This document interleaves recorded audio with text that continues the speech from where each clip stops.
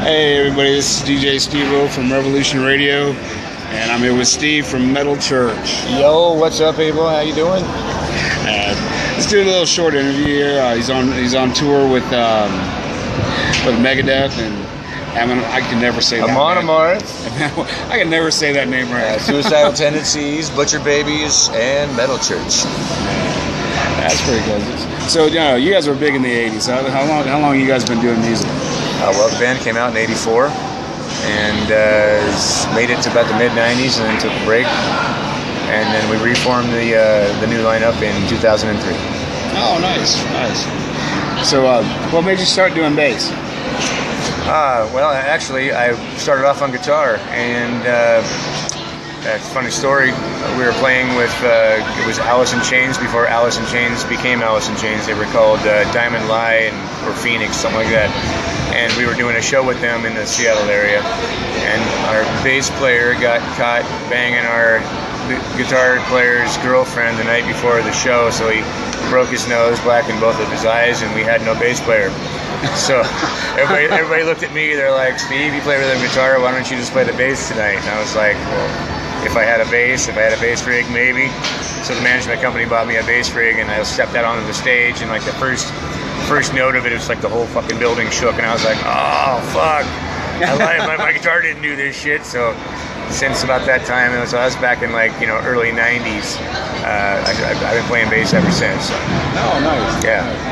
So some of your heavier influences on bass or guitar.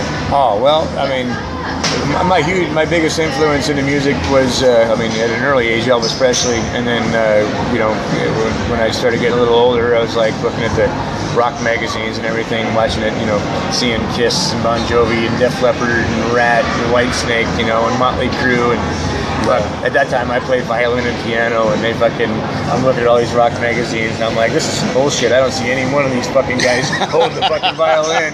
I gotta lose the violin, get a guitar, and grow my hair out, because they had bitches draped all over them. I'm like, yeah, if that's what you gotta do to get some chicks, that's what I'm gonna do. So that's what I did, and here I am. Yeah, but started way back a long time ago. But my main influence in the music is a cross between Elvis Presley and Kiss. Those are my two favorite. Kiss is still my favorite band today, and they have been since I was like 5. Yeah. And I take a little bit of influence from everybody. I mean, there's bass players I know, like Billy Sheehan, who plays circles around Gene Simmons in his sleep.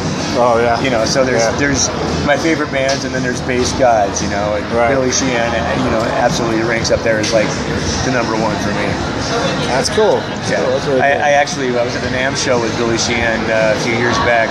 And he was getting ready. He was just doing one of those club shows, after party shows. And I was sitting backstage with him. He's just like playing on the bass. He's like, "Here, let's see what you got." I was like, "Dude, fuck that. I'm not even going to pick up a bass ever again after what I just witnessed right there." He's like, "Oh, come on, man." I was like, "Yeah, no thanks." Really? Yeah. So how you like playing here in Vegas?